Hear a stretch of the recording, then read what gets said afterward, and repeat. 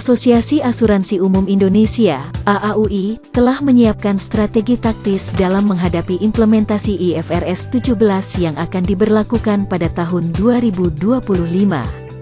Ketua Umum AAUI, Hastanto Sri Margi Widodo, menyatakan bahwa implementasi IFRS 17 akan mengubah banyak aspek dan paradigma industri asuransi. Dia menjelaskan pada awalnya keseluruhan gambaran terkait implementasi IFRS 17 ini mungkin menakutkan, sehingga strategi taktis sederhana memanfaatkan ekosistem yang disediakan mungkin menawarkan beberapa harapan dan perspektif yang berbeda. Widodo mengatakan strategi taktis tersebut terdiri dari 3 taktik, yaitu taktik pertama adalah masuk ke asuransi coverage jangka pendek seperti tambahan recurring unit link bulanan atau asuransi indeks cuaca. Menurutnya, ini akan membantu menghilangkan volatilitas pengukuran selanjutnya. Taktik kedua adalah memindahkan admin dan tim pendukung ke area upah minimum yang rendah untuk efektivitas biaya dan gangguan volatilitas yang rendah dalam pemenuhan arus kas keluar. Adapun taktik terakhir adalah memulai model pengakuan pendapatan IFRS 17 variable fee approach dengan mulai menjual produk unit link.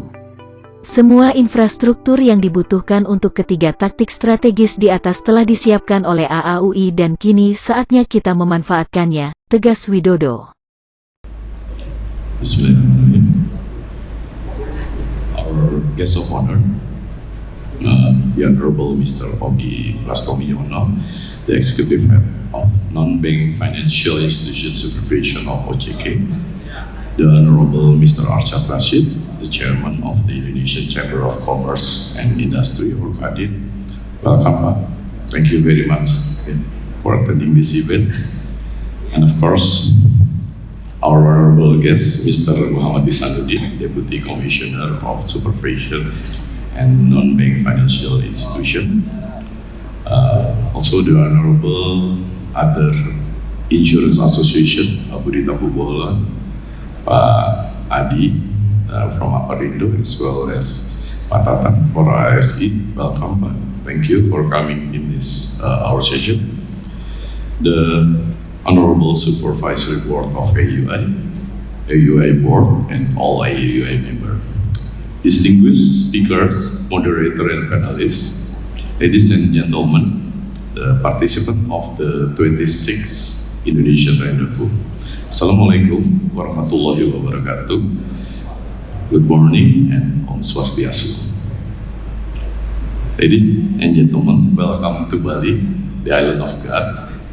First and foremost, let us express our infinite gratitude towards God Almighty because of His blessing we can gather this morning to attend this annual event. It has been 2 years that our attempts to reestablish the event yields nothing. But finally, with hard work and perseverance, we finally make it happen. We would like to extend our sincere gratitude to and appreciation to all participants for supporting and attending this event. It has been a great pleasure for us to be able to finally meet you all in person alongside with other 587 participants from 12 countries. And it has been in our tradition that in this annual event that we will provide venues to accommodate meetings and working activities for all participants.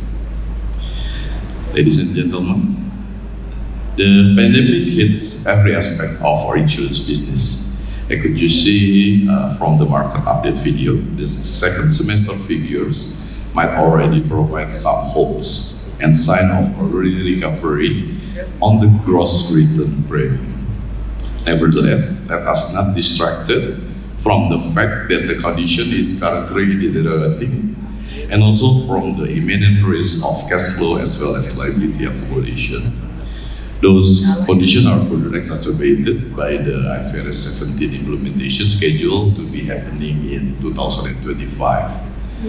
The IMF July World Economy Outlook paints more gloomy and uncertain futures. IMF had pointed out that the global slowdown intensifies as the downside risk materializes. Inflation also surprised on the upside, prompting more central banks bank tightening, and global supply chain disruption. Further, World Bank August World Development Report highlighting debt moratoria as well as loan forbearance and the relaxation provisioning rules have created a lack of transparency, particularly in the recognition of the non-performing loan. Further, ADB Asian Development Outlook had raised the regional inflation forecast from 3.7% to 4.5% for 2022 and from 3.1% to 4% in 2023. The outlook also been revised down the forecast for developing Asia from 5.2% to 4.3% for 2022 and from 5.3% to 4.9% for 2023. The worst impact area of such deterioration will be on the credit insurance area. It has been 2 years since AAUI escalated the credit insurance issues back in November 2020. We are grateful that the problem now has been acknowledged and addressed by the industry. The biggest problem from the credit insurance area are due to the fact that the annual written premium was actually consists of variable terms credit from 1 to 20 years long. Our study shows that the distribution of such credit term was not uniformly distributed and tail heavy, with 52.9% of the premium was contributed from 15 years credit. A 10 years liability accumulation and decades modeling to simulate 2023 exposure shows a multiplication factor of 6.73 with slightly tapered liability decay period. The study also showed that it took longer time for us to unwind the liability compared with the accumulation period. Therefore, keep on accepting the business with the current RTC for cash flow check is strongly not recommended due to the risk of asset to liability mismatch. Ladies and gentlemen, 2022 has been a very challenging year. After we successful $80 million definite claim, which 60 million comes from business interruption part, we were hit by Oki Pulp and Paper, 190 million material damage and business interruption provisional loss due to damage of CJT on 2022. To make things worse, we were further hit by BCI Electronic International Fire, which recording $113 million losses in material damage and business interruption. The sheer amount of losses of those three claims should raise our attention and perhaps trigger a question to ourselves. While the event occurrence is of such business interruption is the same with the normal standard material damage one, is the claim severity modeling should be totally different and therefore could not share the same tariff. From those two cases, we could easily see that the issue solution for both credit and claim severity problem is to stop participating, being part of the acceptance with the RTC that create the problem in the first place. Ladies and gentlemen, right from the start, AAUI have been successfully embarking into transparent, inclusive, and collegial governance model. And for almost 3 years, we have been successfully operating in the center of excellence mode. AAUI has been functioning as a team or a shared facility that provides leadership, best practice, research, support, and training for general insurance industry. With 4 core functionality of connecting, best practice, crisis leadership, and research and innovation, we are empowering general insurance industry to be able to survive and excel.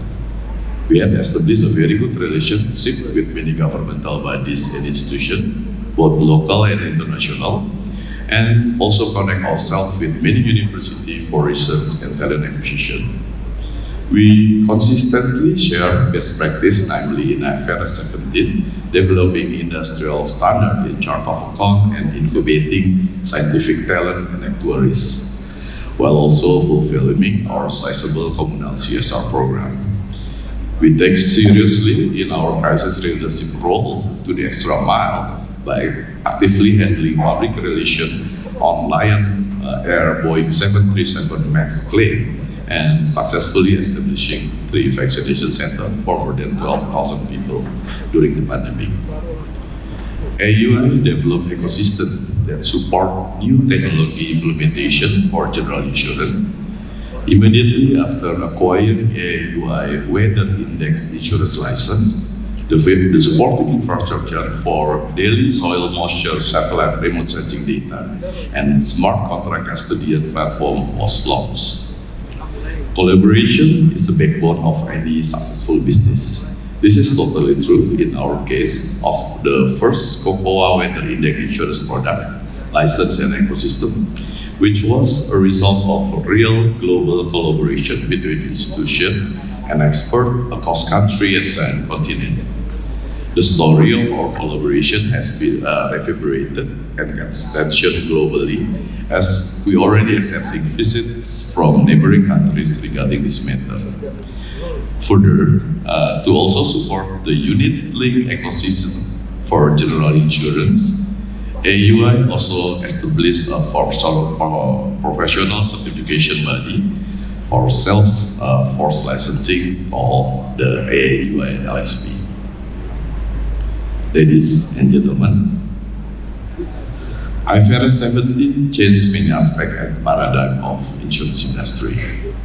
While the whole picture might frightening at first, the simple technical strategy utilizing the provided ecosystem might offer some hope and different perspective.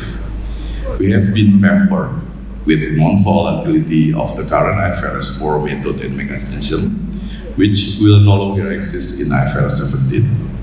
Regardless of the GMM or PAA approach, the required periodic subsequent measurement and eligibility tests expose a volatility risk in our net result.